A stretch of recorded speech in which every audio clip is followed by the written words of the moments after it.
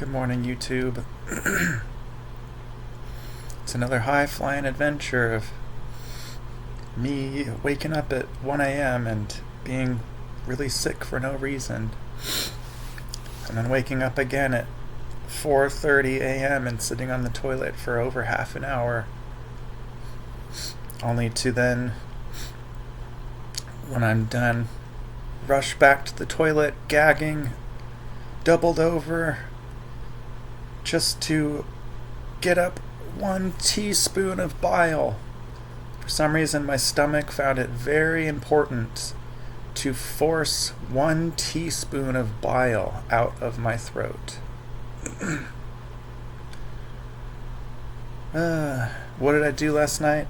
Nothing crazy. I had rice and beans for dinner. Nothing crazy. I was even sleeping like this. Sitting up. Can you believe it? So, I actually had a really, really wonderful day yesterday. And I got to talk to people in person about this stuff. I went to an autism support group locally, and last week was the first time for me, and it was just me and one facilitator, and that was great. And this time it was me and 2 facilitators, and then towards the end, one other group member came. And it's in a really nice, quiet, clean room with, they've set up the lighting so that it's autism friendly. They got a string of colored lights around the room and a couple low lighting lamps. And for the last half hour, we all got on the floor and just started not doing any formal stretching, but just laying on the floor and doing casual stretching. It was really nice. And they have fidgets there for us to use, and it just feels really good to be able to talk to people who go through similar things. One of them was talking about how she shuts down and melts down when she's too hot and stuff like that.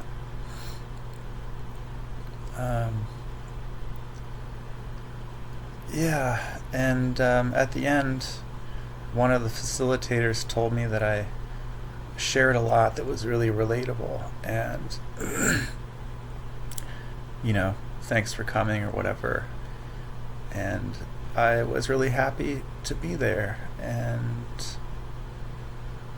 and then I came home and I had another hour and a half with Jonathan Ashford's Zoom call, which he does almost every week on Thursday and Sunday. And if you're interested at all, you could Google him. He's all over YouTube now. He had a near-death experience a couple years ago, and people have had him on their podcast to talk about it a few times, and like I said, he has these Zoom calls, and they're free, even though they usually take at least 3 hours to get through everybody's questions, because 400 plus people show up. And for him, the answer is always about love, self-love, loving others, being love. And he's very fun and has such good energy. He doesn't get tired the whole time. He just seems like he's having a blast.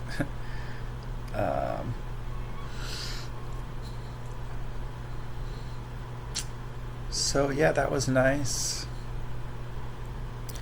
And then I watched the new episode of Skinwalker Ranch, which was really cool. It was a really good episode. A lot of people online complain about how frustratingly slow and dull some of their episodes are. They're conducting scientific experiments to figure out what's happening on Skinwalker Ranch. I won't spoil anything, but yesterday's episode had a lot of action. Or this week's episode, I guess. And, yeah, I mean, like I said, I had rice and beans for dinner, and still I wake up, it's gross to talk about, but the diarrhea part is not that. It sucks to wake up with diarrhea every day, but it's not as bad as throwing up. Throwing up, you feel like so vulnerable, like it's an emergency. And can you imagine throwing up every single morning before you go to work, no matter what? Don't you think you would be exhausted? I wish I could talk to somebody who designed my body and be like, hey, this is not fair. I have stuff to do and you're making it really hard.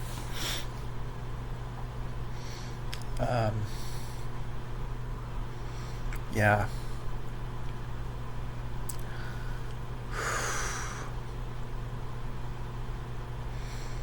Yeah, this is definitely the scariest time of my entire life because I have absolutely no guarantees in my future. I could end up homeless. It's literally in the cards. Like within a couple months. Probably won't, but I have no guarantees. I've got no jobs. I've got no housing. I've got no people. And yeah, that's all obviously very terrifying. Do you think you would be able to focus on your regular life stuff if that was also going on? It'd be really hard. So I've got the constant daily sickness.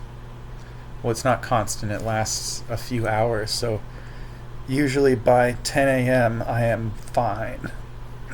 Or 11 certainly. I've got that every morning. I've got the instability of my life at the moment. And it really sucks, but I'm also relatively okay. Especially because I had that nice group, and yeah, I mean, it's not really nice. I don't want to sugarcoat it, but I'm doing my best, and I am optimistic. Like yesterday, I was feeling really good about being there at the peer support center for the group and really enjoying talking about my mental health with people and just thinking about how I really do want to be a mental health worker. I'd like to stay in that building all day and help people and lead groups and stuff like that. And I've never had a job before that I felt that way about. I was an ESL teacher for my first 8 years of working, and I wasn't good at it. It wasn't like a skill of mine. It was just, I had this notion that after college I wanted to teach English in Japan. It's something that a family member had done, and it sounded cool. But it was very, very stressful because I wasn't suited for that. I'm an introvert, so leading a big group of people takes a lot out of me, and doing it every single day as an ESL teacher, which is inherently supposed to be pretty interactive and entertaining. I tried, but there were a lot of bad lessons, awkward moments. Um, yeah, so it would be nice to have a job that I actually might feel like I belong in, somebody who's constantly dealing with their mental health and being forced to constantly reach out for support. It's sort of like I've gone kicking and screaming on my way to maybe becoming a competent mental health worker. We'll see. Maybe I'm not. But I'm hopeful about it, and hope is everything right now, because I've either got something's going to work or I'm going to be on the streets for a while. So, yeah. And if I do end up on the streets, I'm not going to very easily be able to sleep like this in an incline. I mean, I could try to carry my incline pillow with me everywhere I go, but I imagine it'd be kind of hard to keep my things with me over time. And I just end up sick on the ground all the time, screaming and barfing and shitting. Nobody wants that. I've got a lot of medications over here. I've got 5 meds that I have to take every day, morning and evening. And that would also be pretty tricky to manage on the streets. But hey, you only live once, and we don't have that much control over our lives, so if I end up homeless, it'll be an experience, and then I'll die. So, big deal. Yeah. Not to be cynical, but after a while, this is the problem with autism. It's the stress. You have to deal with it, because if you just let it stick to you and stay there, you just start to freak out, and you start to say things that you regret and do things that you regret. Yeah. And that's unfortunately something I've been learning the hard way in relationship.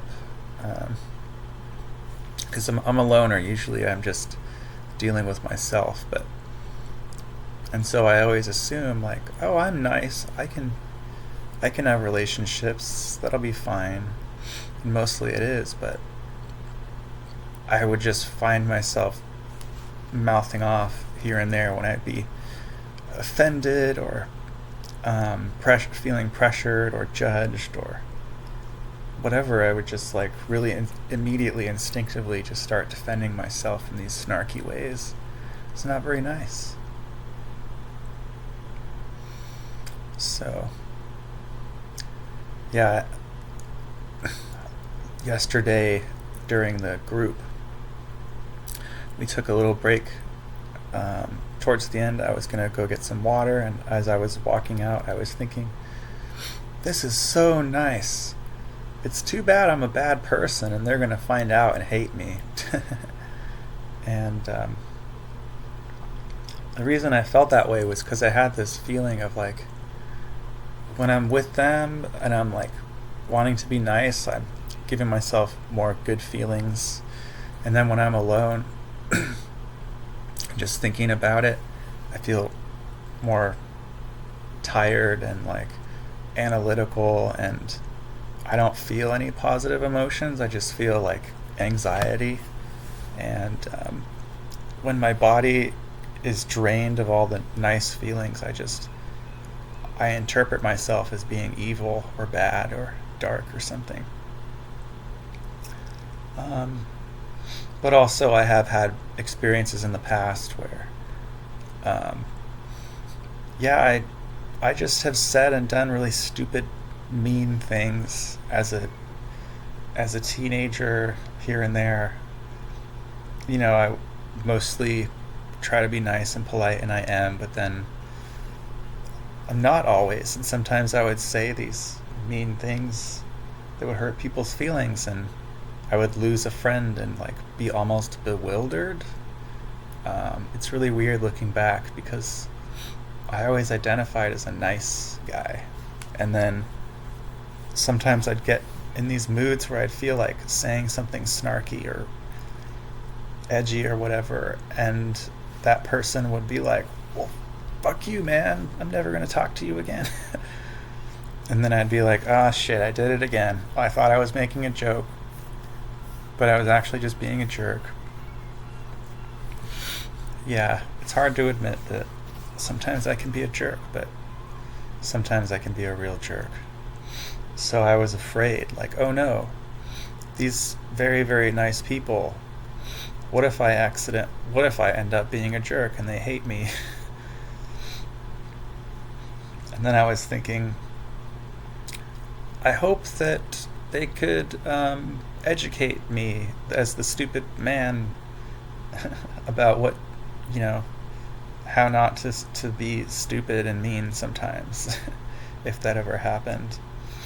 Because I don't want to be without friends. I don't want to be mean and push people away. Maybe it's my trauma background that kind of makes me keep to myself and push people away unconsciously, but I don't want to do that with these people because they're nice and I really need some support these days. We all do all the time, but right now I really need it. I'm not burnt out from being at work. I'm terrified of not finding work, and so talking to some people about my life struggles is really nice right now.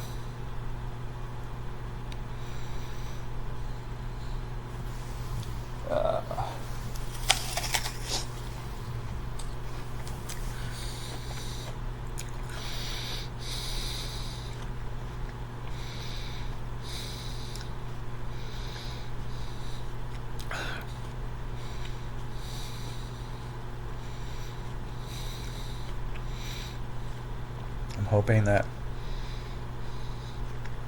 I can be done with the barfing today. And it's Friday.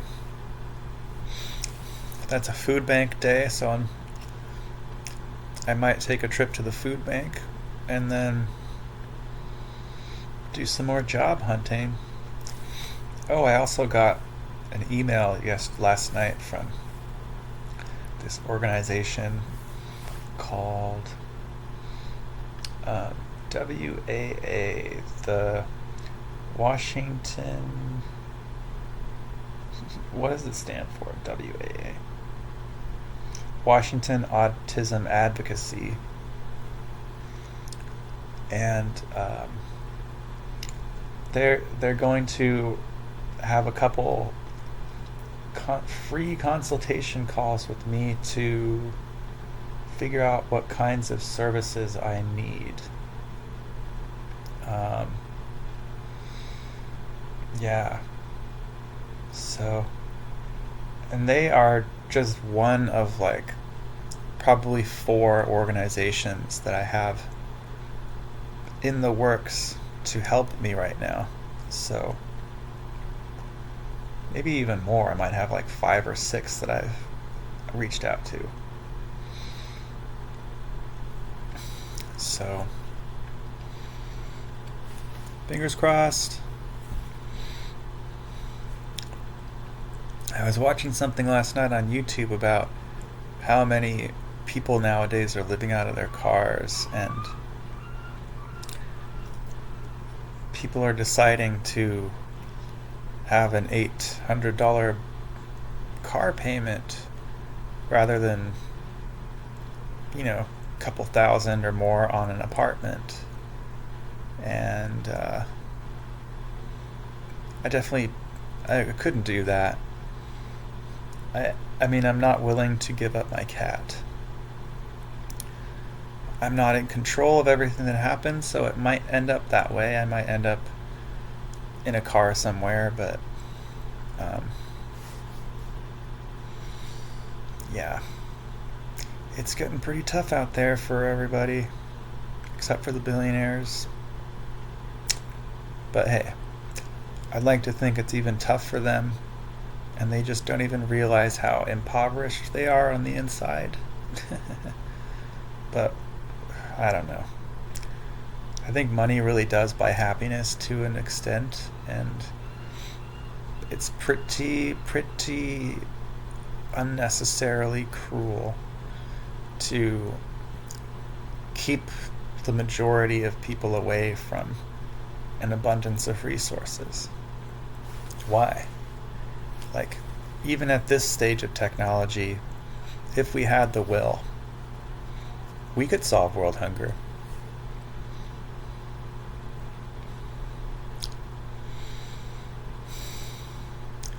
Yeah, I think I might have said this in a video yesterday or something, but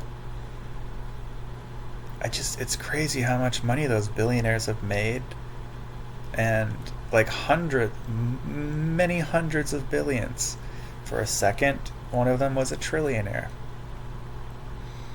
And if you just took like one of those billions, you could probably solve hunger in like one country.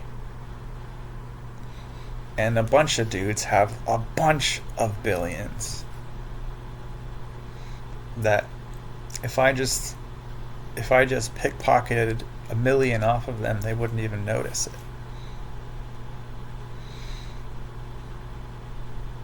It's like they spend $1 million every time they blow their nose or something. So yeah, it's just really outlandish, cartoonish levels of income inequality. So hopefully things change soon. Maybe they will, maybe they won't. But either way, I'll still be throwing up in the morning and here to tell you all about it. Okay. Bye bye.